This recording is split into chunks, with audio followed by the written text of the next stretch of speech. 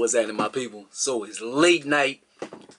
I didn't have any plans on doing this. I'm a few days late. Like, this movie dropped a little minute ago, and I heard good things about it. I seen people posting about it and stuff, and I'm like, Tessa Thompson. Hey, then I seen Homeboy. I'm like,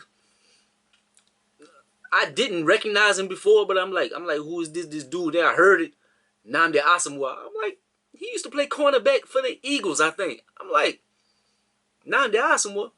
But that's good, like, seeing these brothers transition to other gigs and stuff. Like, they killing their bodies playing football or something. When you can do something else, like you can chase your passion, kind of like the movie.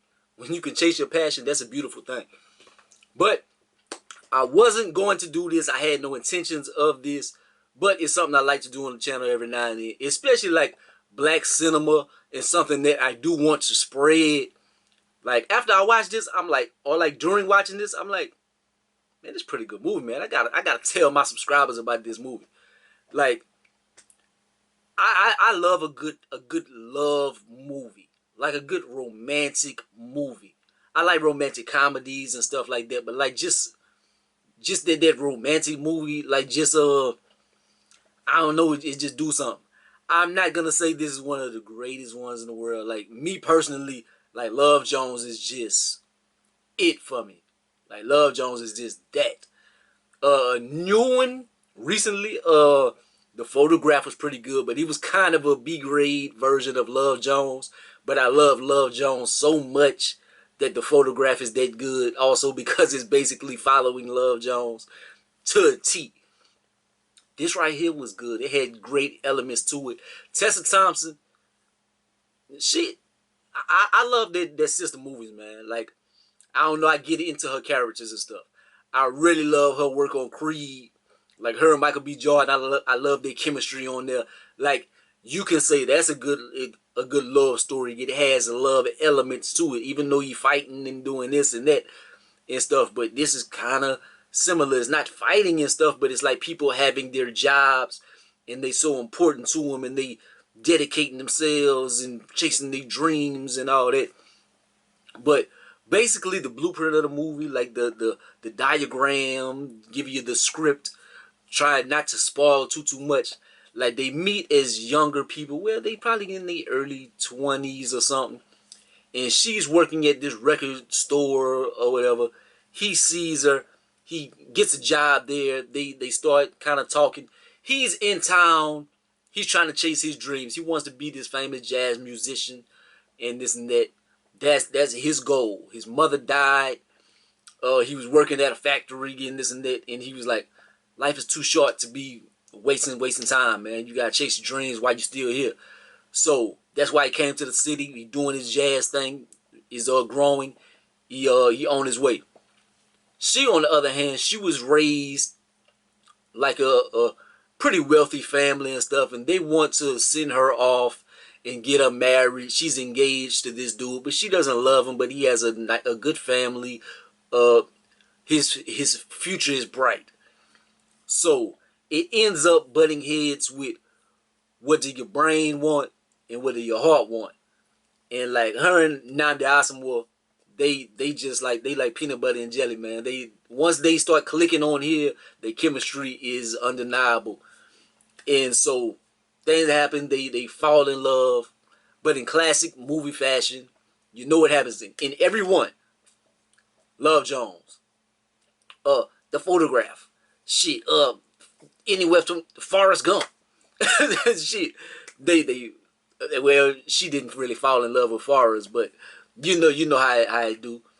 They love somebody, they end up, obstacles happen, they go apart, they cross paths again, they back together for a little bit, pride gets in the way, this and that, and then things happen, and either they get back together or they go their separate ways. So I don't want to spoil it for y'all, but it's a good dynamic, man. Like, the way their lives go certain ways, man. Like, he chasing his dreams. Like, he just looks like he's just going to be the next one, the next Coltrane or whatever, the next Miles Davis. He look like he on his way. And her, she has big dreams. She want to be in TV and stuff. It doesn't look like her dreams are really going to come true. She always has to kind of like be in the back burner, like do what her mother wants her to do. She has to please her spouse, a little spoiler, or whatever, and just do that instead of do what she wants. And so their lives go on separate paths, but they end up finding each other and stuff, man. Like, they find each other, but do they stay together? Like, I want to leave you with that. I want to leave you with a little mystery. But if you haven't watched this movie, if you like just black cinema or just love stories or something, this is definitely a nice one to check out. At first, I was watching the movie and I'm like, man, she kind of trifling, man. I'm like, she kind of like playing with homeboy emotions. She like messing with him. She like kissing on him and stuff, and like kind of falling for him or making him fall for her. But this, she like, I'm engaged, and she look like she's gonna be going back to him and this and that. I'm like, man, she keep messing with this. She trifling. But then towards the end, I'm like, man, that's a good ass woman, dog. She a good woman. Like, it's crazy how you could judge people in something like certain ways in this and that. Like, she did do trifling stuff. Like, even if you ain't like really in love with your husband and stuff, you still cheating and stuff. She still was cheating and this and that. But it was good though, man. I really enjoyed it, man. Tessa Thompson, shit, salute to that sister. Nnamdi Asomugha, hey, that brother did a good job. I like when a brother is in a movie and like he's actually seems like he's a good dude. Like, he was like honorable, like he had manners and this and that. Like, he wasn't like super trifling. She didn't catch him like messing with a bunch of women and stuff. Like, she caught him like they had like this woman that was mysterious in the background. He was kind of like Love Jones. They had I ain't talking to Cheryl or whatever. You was in New York messing with homeboy. But you know, he had his little fling or whatever. Like, now the awesome week, he had like a kind of a female like that, but not, I don't think, well, I'm pretty sure he knocked them boots at some point. But yeah, it was, but he was a upstanding brother in the movie, man. I know I'm all over the place, but this is a hood review. This is a hood review. This not one of those, well, get two bags of popcorn and you pop it, did you watch it?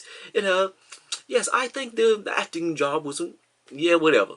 Was it good or was it bad? Man, this movie was good. This movie was good. It wasn't one of the greatest love stories ever and stuff. It's not The Notebook and Titanic and Love Jones. Ain't nothing touching Love Jones. Nothing touching Love Jones. That's my favorite movie. If Love Jones is on, if I'm walking by Best Buy on the outside and they have a TV playing and you can see through the window they playing Love Jones, I'm stopping in my tracks. Brother to the night, be the blues in your left eye, trying to be the jazz in your right, trying to be the funk in your right. Is that all right? Is that all right? And shit, I'm stopping watching that shit. That shit be on BET. BET be butchering the movie, be cutting out all the cuss words and everything, be toe up. I still sit there and watch it, be posting it to my story and stuff. But so this one isn't one like, I don't think I'm gonna be like watching this over and over and over like Love Jones, but it's good. It's good, man. I give it my stereotypical score. It's an 8 out of 10. I give everything an 8. It's an 8. It's an 8 out of 10. But it is real good, man. Y'all definitely watch that. And like, comment, subscribe. Go be the greatest and the most hated, man. Shit. Let me get some rest. It's almost 2:30. Peace out.